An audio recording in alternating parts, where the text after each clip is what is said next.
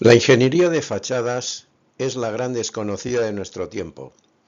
Soy Benito Lauret y en este vídeo voy a dedicarme a explicar un poco qué es la ingeniería de fachadas.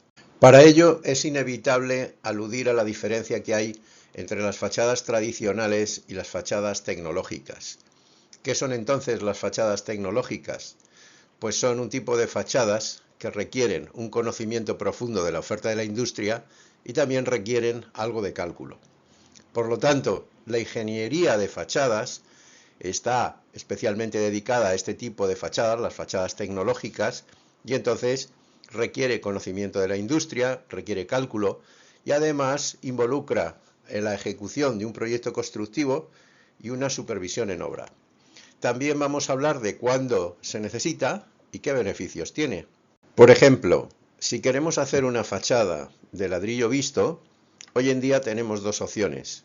Por una parte, como vemos en el dibujo de la izquierda, podemos recurrir a la albañilería tradicional, dependiendo de la mano de obra que lo esté ejecutando, o tener la seguridad de prestaciones que dan los sistemas modernos de construcción tecnológica. Ahora bien, es importante, como vemos en el dibujo a la derecha, conocer cuál es la oferta de la industria para poder proyectar esta fachada. Para ilustrar un poco las cosas, podemos hablar aquí de la Villa Saboya, de Le Corbusier, verdadero hito de la arquitectura moderna y construida en 1931. Como vemos, su imagen es perfectamente moderna y podríamos incluso tener el caso de que alguien nos encargase el realizar una vivienda parecida o igual a la Villa Saboya de Le Corbusier. Si tuviéramos que construir hoy en día esta vivienda, veríamos que en materia estructural haríamos muy pocos cambios con respecto a lo que hizo Le Corbusier. Sin embargo, en el cerramiento las cosas cambiarían muchísimo, como vamos a ver en las próximas diapositivas. En efecto, en las imágenes podemos ver que la estructura de esta vivienda está resuelta con pilares y vigas de hormigón armado y forjados unidireccionales. Sin embargo, en el dibujo de la derecha podemos ver que la fachada es muy básica. La parte inferior de la fachada no tiene cámara de aire, la parte superior tiene una pequeña cámara de aire sin aislamiento ninguno y además está llena de puentes térmicos. De manera que si fuéramos a construir a día de hoy esta casa, los principales cambios constructivos que haríamos en esta sección que estamos viendo a la derecha serían sobre todo de hacer una buena fachada bien aislada que como mínimo cumpliese lo que está pidiendo ya la normativa obligatoria en España y en otros países. Bueno, y entonces, ¿cómo resolveríamos con una solución tecnológica la fachada de la Villa Saboya? Pues yo sin dudarlo me decantaría por una fachada ventilada continua. ¿Por qué?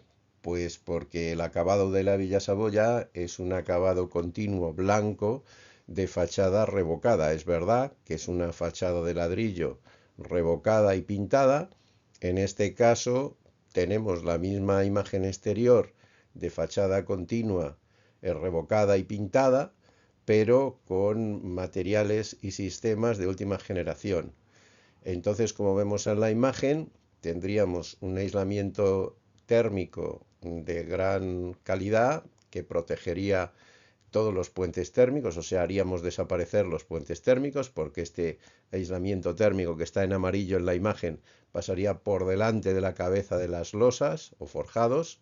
Tendríamos un sistema de rastreles metálicos que sujetarían mecánicamente los paneles de fachada, que a su vez tienen, según el fabricante, una serie de capas de revestimiento que permiten ocultar la tornillería, las juntas, dejando al final pues una envolvente perfectamente continua, equivalente en estética, equivalente en imagen a la original de la Villa Saboya.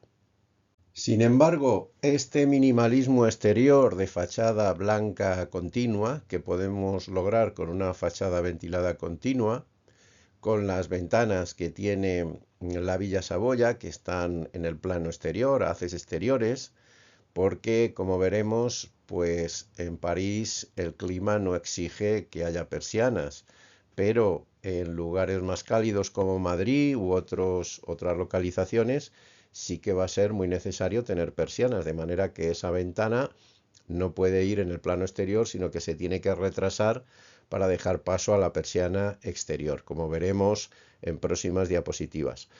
Por lo tanto, la ventana está en el mismo plano exterior para poder replicar la imagen de la Villa Saboya, pero como empezamos a ver aquí, este minimalismo exterior se salda con una complejidad muy importante de la zona de contacto entre la ventana y el muro, porque para mantener todas las prestaciones acústicas, térmicas, de resistencia a fuego, etcétera, etcétera, pues hace falta asegurar que en esa zona perimetral de la ventana se resuelven toda una serie de problemas, dando lugar a detalles relativamente complejos que no siempre todo el mundo conoce en profundidad. Efectivamente, aquí vemos un zoom, un acercamiento a este detalle de encuentro de la ventana con el muro, donde podemos apreciar la complejidad del detalle.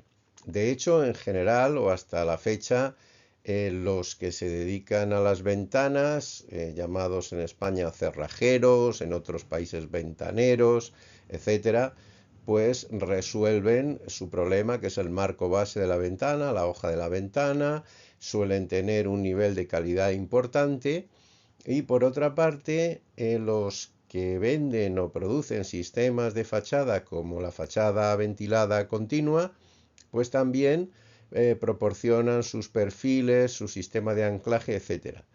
Pero aparece una zona oscura que llamaríamos precerco, o que se llama en algunos casos portería, es decir, es el lugar donde se sujeta la ventana y además se asegura la continuidad del aislamiento, de la estanqueidad, de la impermeabilidad al aire, al agua, de la acústica, etcétera, etcétera, que queda en manos del constructor principal, que a menudo no tiene el nivel técnico que tienen ni los fabricantes de ventanas ni los que suministran la fachada ventilada. De manera que suele aparecer ahí un pequeño monstruo, como vemos, que difícilmente hay alguien que se encargue de él con solvencia. En este caso, la empresa que fabrica la fachada ventilada ha tenido el buen criterio de proporcionar en su página web este detalle de encuentro con ventana enrasada al exterior,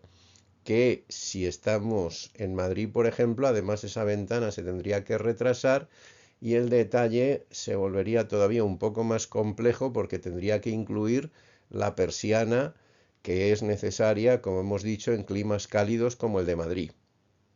Entonces, para poder proyectar y construir fachadas tecnológicas, se necesita un conocimiento que se llama ingeniería de fachadas.